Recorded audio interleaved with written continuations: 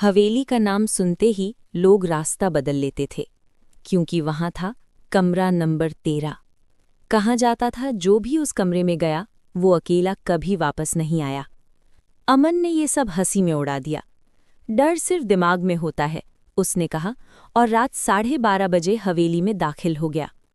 हवेली के अंदर कदम रखते ही मोबाइल की लाइट अपने आप बुझ गई। हवा बर्फ जैसी ठंडी हो गई।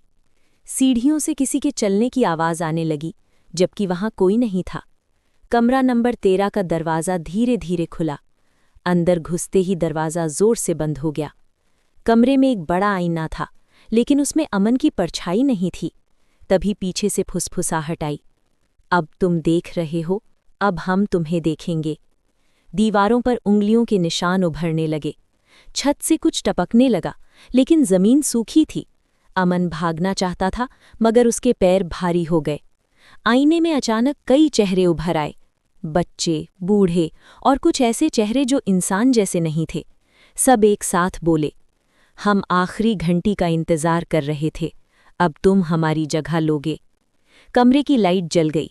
आईने में अमन खड़ा था, लेकिन बाहर से, और कमरे के अंदर उसकी एक दूसरी परछाई मुस्कुरा रही थी। घंटी बजी। अमन चीखना चाहता था, लेकिन आवाज गले में ही दब गई। सुबह हवेली के बाहर लोग जमा थे।